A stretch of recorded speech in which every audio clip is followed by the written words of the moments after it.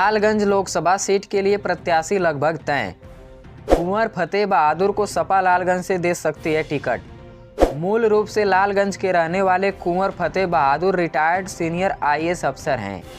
बसपा सरकार में प्रमुख सचिव का पद संभाल चुके हैं। आजमगढ़ जिले की लालगंज लोकसभा सीट आरक्षित है। इस लोकसभा सीट की 5 विधानसभा सीटों पर समाजवादी पार्टी का बीज है।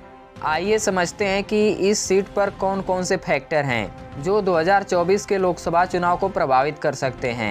1962 में लालगंज लोकसभा सीट का गठन हुआ और यहां पर सबसे ज्यादा 25% के आसपास दलित मतदाता हैं। इसका अतीत बहुत ही रोचक है। यहाँ से 1967, 1971 और 1977 के चुनाव में कांग्रेस के रामधन राम ने हैट्रिक लगाई, तो 1980 में समाजवादी पार्टी के छांगुर राम को लालगंज की जनता दिल्ली भेजी थी।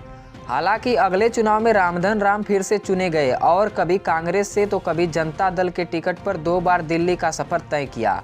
लेकिन लालगंज की सीट ने 1996 में अपना इतिहास बदला और बसपा के डॉक्टर बलिराम को माननीय बनाया। लेकिन 1999 के चुनाव में यहां की जनता ने अपना सांसद बदला और सपा के दरोगा प्रसाद सरोज को दिल्ली का दर्शन कराया। लेकिन अगला चुनाव बसपा के डॉक्टर बलिराम जीतकर संसद पहुंचे तो एक बार फिर 2004 में सपा के दरोगा प्रसाद को लालगंज की जनता ने भरोसा जताते हुए अपना सांसद बनाया। लेकिन 2009 के चुनाव में इस सीट पर बसपा से डॉक्टर बलिराम सांसद चुने गए और इसके बाद 2014 में मोदी की लहर में सपा और बसपा को मात देते हुए भाजपा से नीलम सोनकर पहली बार संसद पहुंची।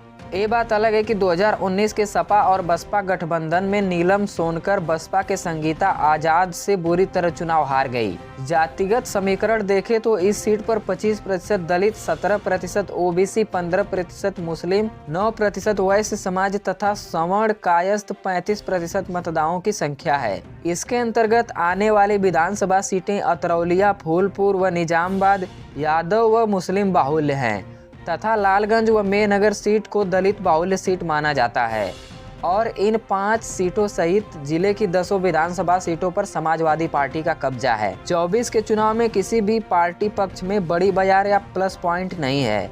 हाँ, इस सीट पर चुनाव में त्रिकोणीय संघर्ष देखने को मिल सकता है।